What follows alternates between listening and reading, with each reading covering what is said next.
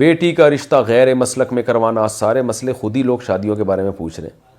میری 2 نوجوان بیٹیاں ہیں، میں ان کی اچھی تربیت کے لیے ان کو سمجھاتی رہتی ہوں کہ انہوں نے قادیانیوں سے شادی نہیں کرنی۔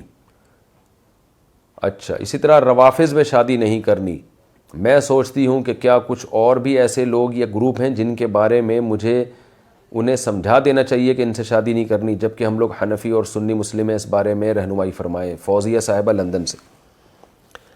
دیکھیں، کچھ فقہی مسلک تو ایسے ہیں جو اہل سنت والجماعت ہی کے ہیں، تو اہل سنت والجماعت کو اہل سنت میں شادی کر لینی چاہیے، اہل سنت سے باہر نہیں کریں، کیونکہ ہمارا یہ عقیدہ ہے کہ نبی نے فرمایا 73 فرقے ہوں گے جن میں 72 جہنمی، 1 جنتی، تو 1 جنتی میں اہل سنت والجماعت جو ہے وہ ہیں۔ اہل سنت کا مطلب جو قرآن کے ساتھ حدیث کو بھی فالو کرتے ہوں، اور جماعت سے مراد صحابہ کو بھی فالو کرتے ہوں۔ تو اس لیے اس سے باہر قادیانی سے تو خیر نکاح بالکل ہوگا ہی نہیں، وہ تو کل عدم ہے، وہ تو بالکل پکے ڈھکے غیر مسلم ہے، وہ تو اسلام کا فرقہ نہیں ہے، وہ تو پکے ڈھکے A to Z غیر مسلم ہے۔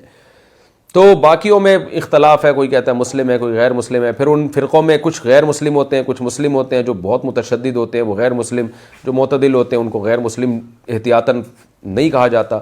تو اسی طرح اہل سنت والجماعت کے جتنے مکاتب فکر ہیں، حنفی، مالکی، شافعی، حنبلی، ان میں شادیاں ہمیشہ سے ہوتی آ رہی ہیں۔ اسی طرح اہل حدیث میں بھی جو معتدل اہل حدیث ہیں، جو ائمہ کو برا بلا نہیں کہتے، جو حنفیہ کو، شوافع کو بھی اہل حق سمجھتے ہیں، تو ایسے معتدل اہل حدیث بھی اہل سنت میں داخل ہیں۔ ٹھیک ہے، مسلکی اختلاف ان سے اپنی جگہ، وہ دلائل کی دنیا میں ہم ان سے بحث کرتے ہیں اور وہ تو چلتی رہیں گی، لیکن وہ ایسے گمراہ نہیں کہ ان کو آپ اہل سنت سے خارج کر دیں۔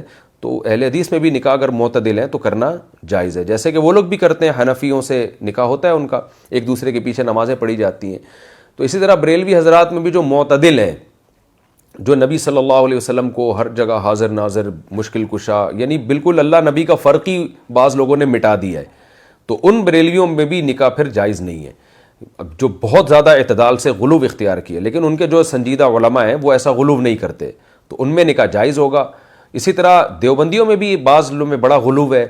تو میرا مقصد کسی خاص مسلک کو ہائی لائٹ کرنا نہیں ہے۔ لوگ مجھ سے پوچھتے ہیں کہ اگر امام جو ہے وہ حاضر ناظر سمجھتا ہو، نبی صلی اللہ علیہ وسلم کو مشکل کشا سمجھتا ہو، ہر لحاظ سے مشکل کشا، بغیر کسی تعویل کے، تو اس کے پیچھے نماز جائز ہے ایسے بریلوی کے پیچھے؟ میں کہتا ہوں بھائی ایسے نہ اہل حدیث کے پیچھے جائز، نہ دیوبندی کے، نہ بریلوی کے۔ تو مسلکوں کے ناموں سے کچھ نہیں ہوتا، تو ہم یہ کہیں گے کہ چاہے وہ دیوبندی ہو، چاہے وہ بریلوی ہو، چاہے وہ اہل حدیث ہو، اگر کسی کا یہ عقیدہ ہے کہ نبی صلی اللہ علیہ وسلم مشکل کشا حاضر ناظر ہے، تو اس کے پیچھے نہ نماز جائز ہے، نہ اس سے نکاح جائز ہے۔ اور اگر کوئی بریلوی کا یہ عقیدہ ہے کہ نبی صلی اللہ علیہ وسلم مشکل کشا نہیں ہے، یا وہ مشکل کشا کہتا ہے مگر اس کی ایک تعویل ایسی کرتا ہے جو قرآن و سنت کے خلاف نہیں ہے، تو پھر اس سے بھی نکاح بھی جائز ہے۔ تو ناموں میں نہیں رکھا کہ دیوبندی ہے یا بریلوی ہے یا اہل حدیث ہے، اس کے عمل کو دیکھا جائے گا، اس کے عقیدے کو دیکھا جائے گا۔ تو اس لیے ناموں میں نہ پڑھیں، تو عقیدے اور عمل کو دیکھیں۔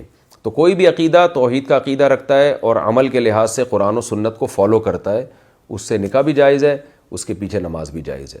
اور جو اس پر عمل نہیں کرتا، تو چاہے وہ دیوبندیت کے نام سے، میں نے بعض دیوبندی دیکھیں جن کے عقیدے غلط ہیں، کہتے وہ اپنے آپ کو دیوبندی ہیں، تو وہ بھی گمراہ ہیں۔ بعض ہم نے اہل حدیث دیکھیں تو عقیدہ ان کا غلط ہے، لیکن وہ اپنے آپ کو اہل حدیث کہتے ہیں، اہل حدیث ان سے برات کا اعلان کر رہے ہوتے ہیں کہ ہمارے ان سے کوئی تعلق نہیں ہے، لیکن وہ اپنے آپ کو کہہ رہے ہوتے ہیں۔ تو اس لیے اعتدال دیکھا جائے گا اور قرآن و سنت کو دیکھا جائے گا کہ کون قرآن و سنت کو فالو کر رہا ہے، تو یہ دیکھا جائے گا، ناموں میں نہ پڑھیں۔ اور قادیانی تو بہرحال اسلام سے بالکل خارج ہیں۔